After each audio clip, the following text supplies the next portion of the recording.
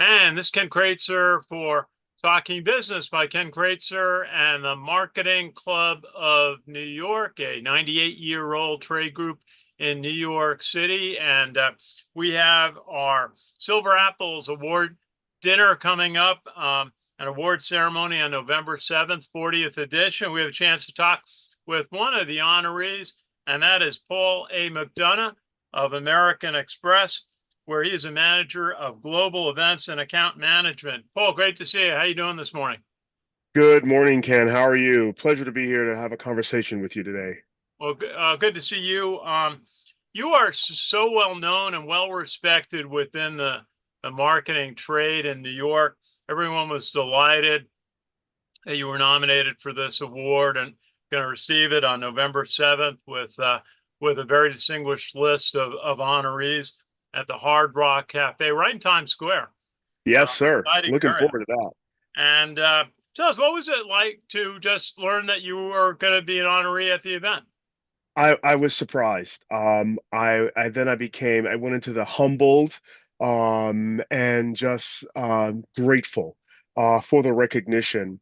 When you look at the luminaries and the honorees who've been there, the Stan Raps of the world, and Bruce Beagles, and a number of other folks that have really shaped what we know as modern marketing, and marketing in general, who've been game changers to the industry. Um, I became sort of overwhelmed with emotion, and just really, really grateful for this opportunity, because I've spent a good amount of like 30 plus years in this industry, but specifically in events marketing, and building compelling stories through my conferences and the work that I do. So I was incredibly moved, honored, and I'm looking forward to an amazing opportunity on November 7th to be with my peers, my friends, and family to accept this award. Well, Paul, we're all looking forward to that on November 7th at the Hard Rock Cafe. Now, I worked at American Express a long time ago, back in the 80s, actually, when I was still in grad school. And you're there now as manager, global events, and account management. Tell us a little about some of the things that you do at American Yeah, Express. sure, we'll do. American Express has really just exploded over the years, over the decades, over the century. And the part of American Express that I'm in is the global business travel arm of American Express. That's where our corporate meetings and events business lives. So you have the finance corporate card side, and then you have the travel side, the global business travel side. And being the fact that I work within the event space, the corporate event space here at American Express, we fall on the travel side of the house. Amazing organization. I've got one of the global events that I do is an internal meeting that we have every year for about 1,100 of our associates that are coming from EMEA, APAC, Latin America, and North America. We just concluded the large meeting with our supplier partners in Puerto Rico a few weeks ago. Rather successful event that I've helped develop the compelling stories for the general sessions work. But I also sit as an account manager here for a large sports and entertainment entity known, some of you may know it as Disney, Disney and ESPN. So we manage all of their corporate meetings, as well as their travel program, getting their production crews and their sports broadcast crews from one point to the next. So I oversee a large team from an operations perspective within their events, as well as in their travel program. Very good. Well, tell us. As I said, I worked at American Express back in the '80s when it was really the true premium card in the field. Yep. Bank cards really hadn't come around with their gold card programs yet. Um, and American Express was a leader in data processing. Remember when they bought First Data Yep. Resources, Yep. FDR, and and have stayed true to their core business in a lot of ways. How has that served them, or have they really been able to leverage that? Certainly, they went from being business oriented to being having a strong consumer base. Yep. Yep. Yeah. And we still, I like to say that the brand, the Blue Box, is rather consistent. And it's great that you know sort of the history and you've been in sort of the organization itself. Um, Strong affinity to their consumer base, but even more so to their corporate base. There's so many variations of cards that the business has, the organization has to reach all levels of consumers and especially the small business community. The small business community is one of the fastest growing or SME market, fastest growing segments when you look at where business is going or where business is originating, and who are the new business owners or the small and medium entities or enterprises that are across the far reaches of the world. And American Express, through their small business initiative and support for small businesses, is one of the leaders in the corporate cards or the credit card business towards the small business community. And you spoke about sort of data and the significance of data. American Express, understands the the importance and significance that data quality and data integrity means to the lifeline of their business and reaching their customers at the time that they want and in the places that they want through the data, the massive amounts of data that they're compiling across the cards. Very good. And Paul, tell us a little bit about many of us met you when you were with the Direct Marketing Association, Yes, a trade association. Many of us grew up in our careers in.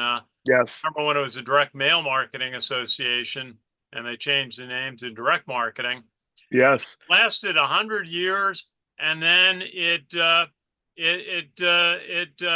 left. It couldn't continue. Tell Yeah. us a little bit about. It was a great organization, and Yes. what happened. Yeah, it was a wonderful organization. I spent 13 years of my career there, leading the conference and events arm of DMA. And we did so much. That's where I grew up in the event marketing space. I grew up in the conference and event space at the DMA because I had the ability to sort of come in and create compelling and engaging content for our constituencies, for our communities across the direct marketing landscape. We saw the phase and from the phrases and the terms of multi-channel marketing to digital marketing to where we are today. Many of the leaders in organizations today, like the MMA, and a number of other of the more sort of social media or digital media entities that are out there, organizations, came from the DMA family.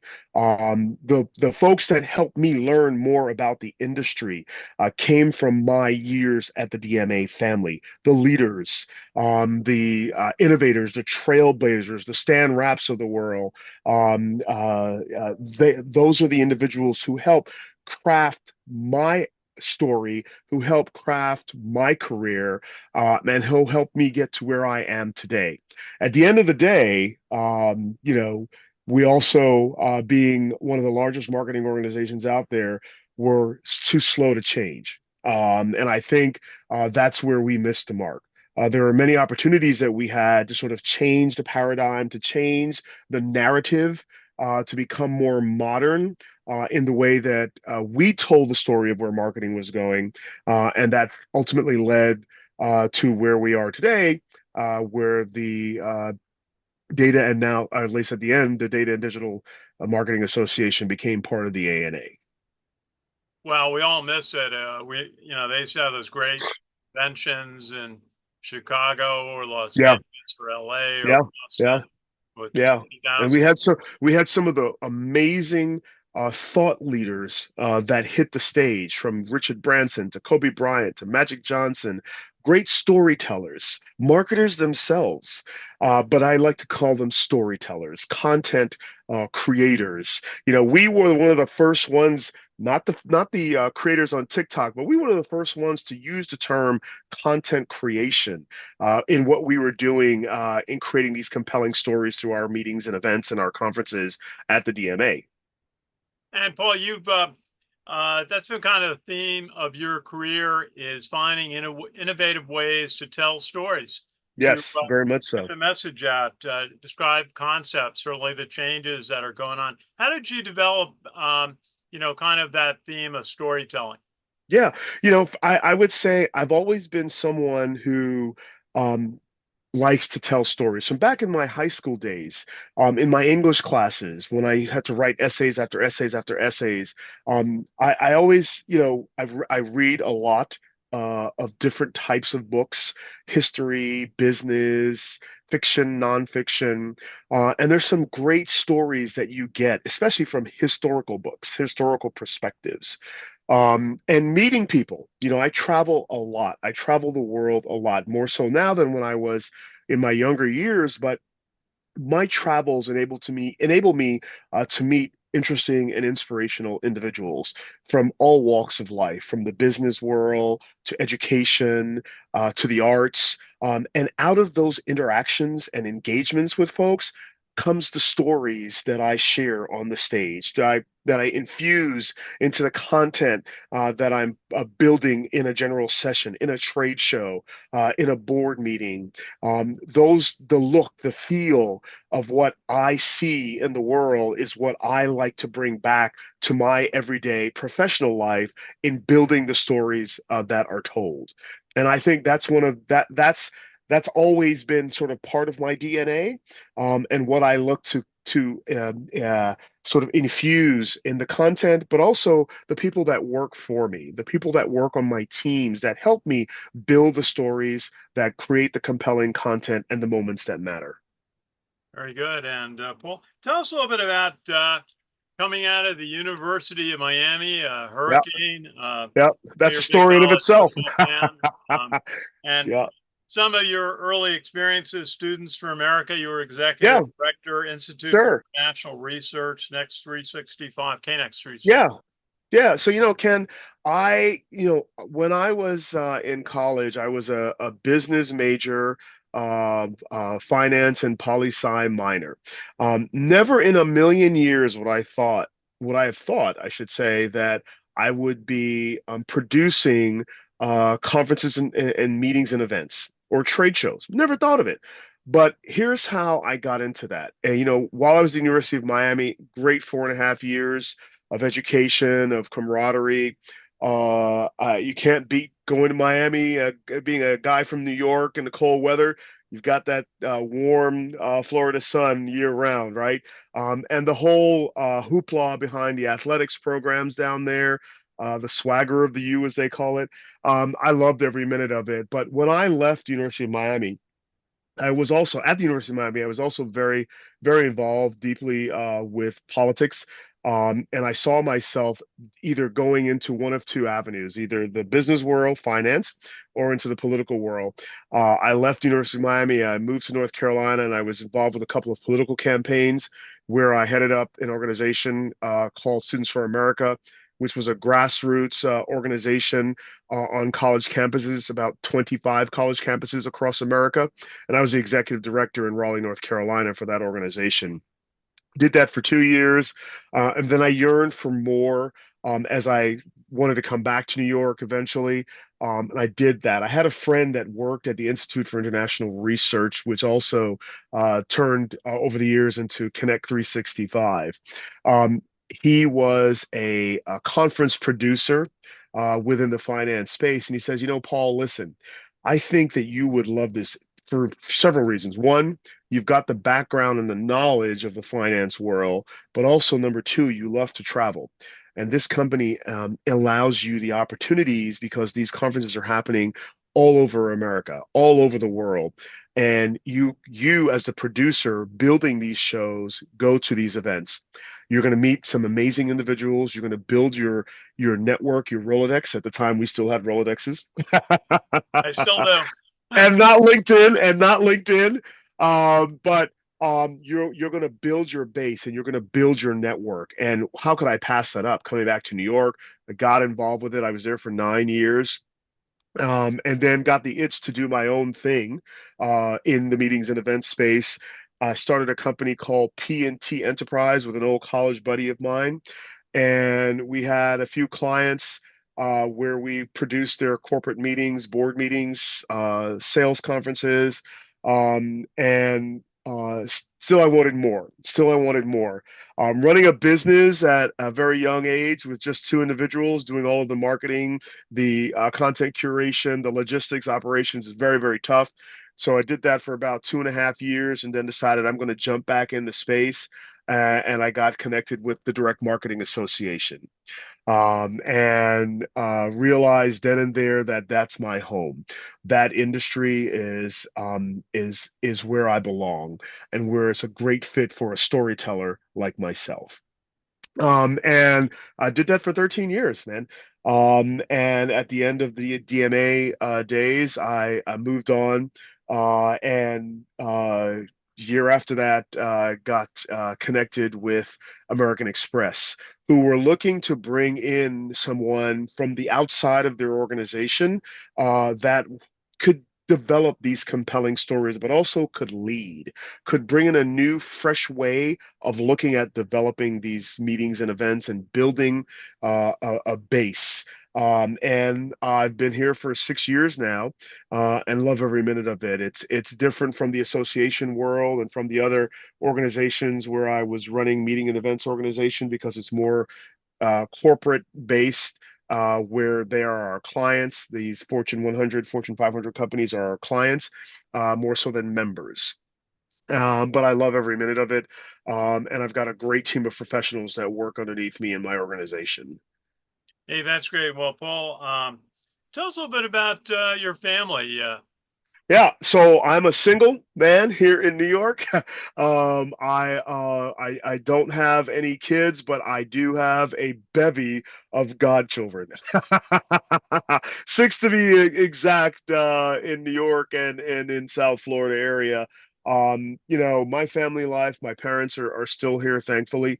And they were very, very happy to hear about this recognition and this honor that's being bestowed upon me, and will be celebrating along with me over the next couple of weeks and on November the 7th. So I'm looking forward to having them there.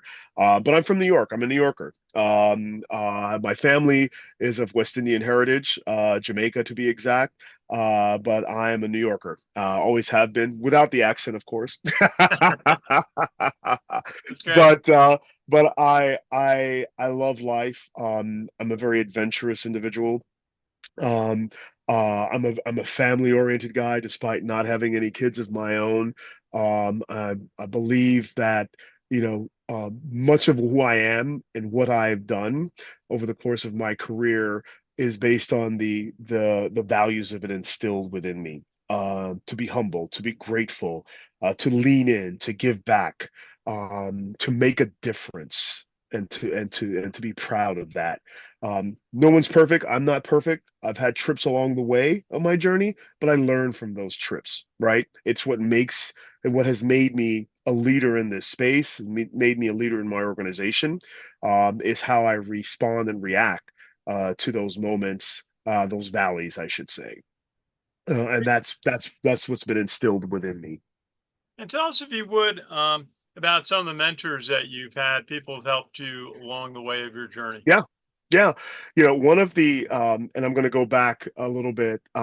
There's a few folks, they've been involved with the Marketing Club of New York, with the DMA, Bruce Beagle, being one of my biggest advocates, a friend, mentor, Stan Rapp. He taught me a lot about integrated marketing and moving, work with me to try to move the organization in a more modern, current mode. He and I worked to create Integrated Marketing Week at the DMA. Um, and I love the man, and he taught me so much. Tim Souther, as well, former Axiom leader and executive in the data space, has been one of my mentor. Lou Mastria, as well. I've learned from him quite a bit with the Digital Advertising Alliance, and just a number of individuals within the marketing space, the marketing community, have taught me so much along the way of how to be a leader, um, how to communicate effectively, how to connect, how to continue to build the stories and the moments. And have just given me opportunities, along my career, and I still got many more miles to walk and to go before this is done. And I'm meeting amazing individuals along my journey, even today, and globally as well. Michael Bramsis, he's a Dane marketing leader who was always very supportive with his efforts. And even though I don't see him, I get inspiration from when we have our conversations and our talks. And I just take a lot of the lessons that he's taught me along the way as well. And Paul, maybe a final question. What are you most proud of in your career? And is it possibly a volunteer project that you contributed to? Yeah, so what am I proud of along the way? I am proud of the fact that I never give up. I learn from those mistakes, I bounce back, I recalibrate, um, and I'm an effective communicator. I've been effectively communicating across my career, and it brings results. And I'm incredibly proud of that. I'm incredibly proud of the individuals who look to me as a mentor, because of how effective my skills have been. From a volunteer perspective, one of the um, and I'll say this in a current sense. You may see this Black Engagement Network little logo here at the bottom of my. I'm very involved to ensure that my community understands the business world, that they understand um, how we together can move forward.